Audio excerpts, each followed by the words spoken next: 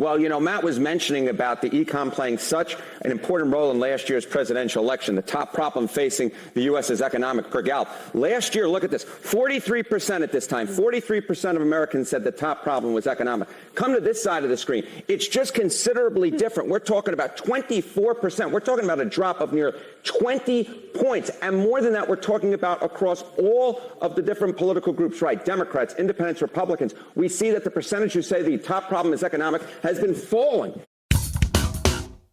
At this point, it's almost laughable watching the Democrats try to defend their shutdown of the federal government. That's not going to stop Hakeem Jeffries, or as some call him, Discount Obama, from making the case over on CNBC. But he's going to get called out in a spectacular fashion. You have to check this out. But before we begin, don't forget to like, share, comment, subscribe on this video so we can break through the algorithms. Here we go. Said what you are asking the Republicans to do right now when they control the White House, the Senate, and the House is effectively what the Democrats could not do when they controlled all three of those heads of government themselves. The 10-year setup for this, for these, or the 3-year setup for the expiration of these credits was intentionally put in. It was put in when you controlled the White House, the House, and the Senate. You couldn't get it passed for longer. And so this is a setup that kind of your own creation that you all couldn't extend beyond that. Now you want the Republicans to do something you didn't do when you were in power? It's not a setup beyond what we could do. We extended the Affordable Care Act tax credits in 2022 for 3 years. The program is working. It's providing health care to tens of millions of people in an affordable way, and it should be continued. It's interesting to us that Republicans decided that they would prefer to permanently extend massive tax breaks for their billionaire donors in their one big ugly bill, which also at the same time dramatically increased the debt and enacted the largest cut to Medicaid in American history, but refused to consider extending Affordable Care Act tax credits that actually benefit working class Americans, everyday Americans, and middle class Americans. But Leader Jeffries, you kind of conflated a spending bill with a clean CR. It's only 24 pages. It keeps the government open at this point, and the House passed it. It's ready to go. The Senate has it. I know that the Republicans control everything, but you know how the filibuster works, and God forbid Republicans, fold on the filibuster, because it'll be used, both parties will use it against the other. It's one of the last safeguards that make the Senate different than the House. And the only reason the Senate can't do it is purely because of Democrats. And you had one of your colleagues in the Senate say, this is the only leverage we have. People are going to get hurt.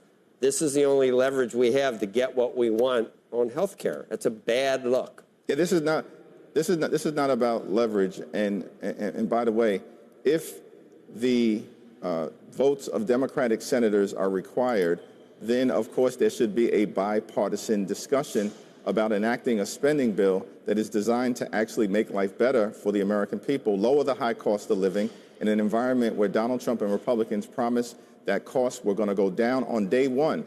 Costs aren't going down. Inflation is moving in the wrong direction. The Trump tariffs are causing thousands of dollars of additional expense on everyday Americans. Grocery costs have gone up. Housing costs are going up. Electricity bills are through the roof.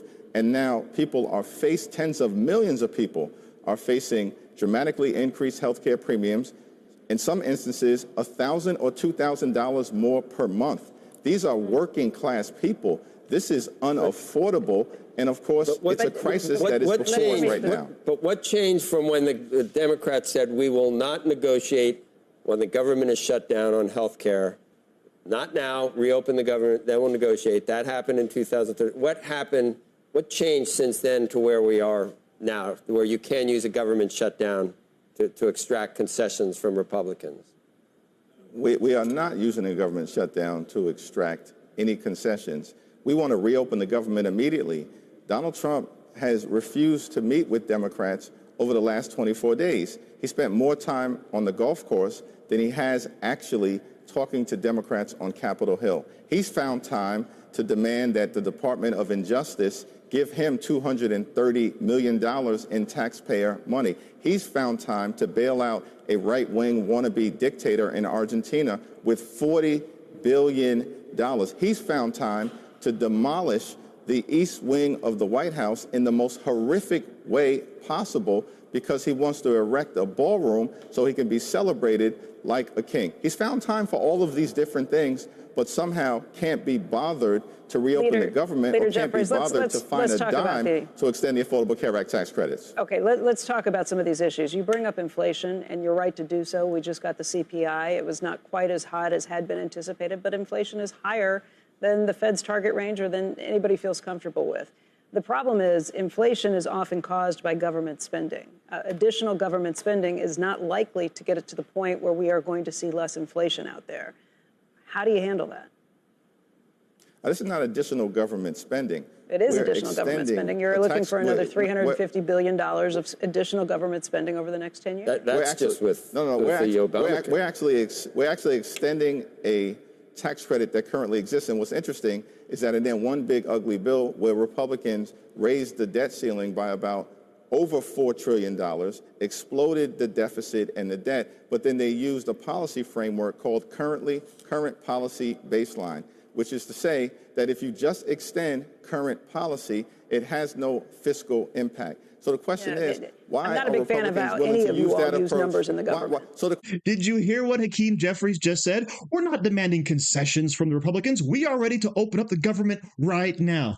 Yeah, then what's the shutdown all about? Right? You're demanding, of course, that we fix Obamacare at this point. Sorry, not fix, just fund it, because you see that is a complete and total disaster. And out of his own mouth, right? If we don't fund Obamacare, what's going to happen? People's premiums are going to go up by $1,000 to $2,000 a month. That just proves the whole fiasco was a failure to begin with, something I've been saying for a long time now, okay? But Hakeem Jeffries, what's he going to harp about? Oh, inflation is out of control. Prices are up. But let's go ahead and take a look at the latest inflation numbers. Over here, you can see that, yes, here's the Consumer Price Index. And back here, 2021, all the way to 2024, what happened? We had that huge spike in inflation. But now the rates with Donald Trump in office, guess what? They're falling in line with what people are expecting. So are prices still going up? Yes. Do I want inflation to drop dramatically? Yes. However, it's much better off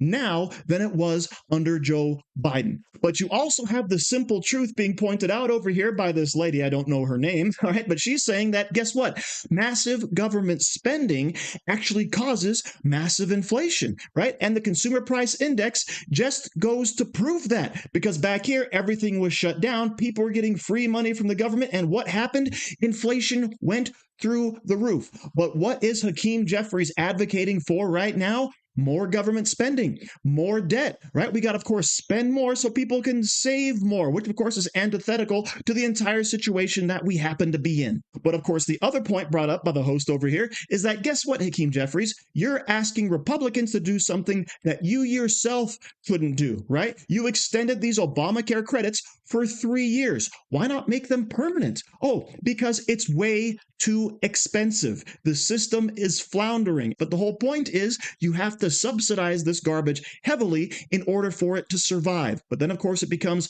untenable. But then you have over here Joe Kernan, who actually made a really good point. The Democrats have chosen to shut down the government in this fight over healthcare funding when just a few years ago they were saying the exact thing to the Republicans, right? Don't shut down the government. We can talk about this stuff later. But now when we do it, somehow it's moral. But of course, the great news is it's not sticking. People are not blaming Republicans for the shutdown. And even though Hakeem Jeffries is going to come out and complain about tax cuts for billionaires, which, by the way, I don't care about. The more people that can keep more of their own money, the better off we are as a nation. I don't care how wealthy or how poor you are. Let people keep what they actually earn. Because honestly, the left can take more and more and more from the wealthy, but then what are they going to spend it on? Are they just going to spend it on woke garbage in countries across the world that doesn't help American citizens? Exactly, right? That's the plan. So even though you take more and more, it's not going to help the American citizens. Our debt will keep rising and our situation will keep getting worse, which is why, of course, we shouldn't give the government any more money. And I wish Republicans were more fiscal hawks at this point, but I'm going to take this one fight at a time. Do not allow the Democrats to win this battle. Keep the government shut down until the Democrats have to choke on all of this garbage, because funding illegal immigrants with healthcare coverage is really the end goal at this point. And that, of course, is what the Democrats really want. So thank you very much for watching. Don't forget to like, share, comment, subscribe, and say hi to your mom for me.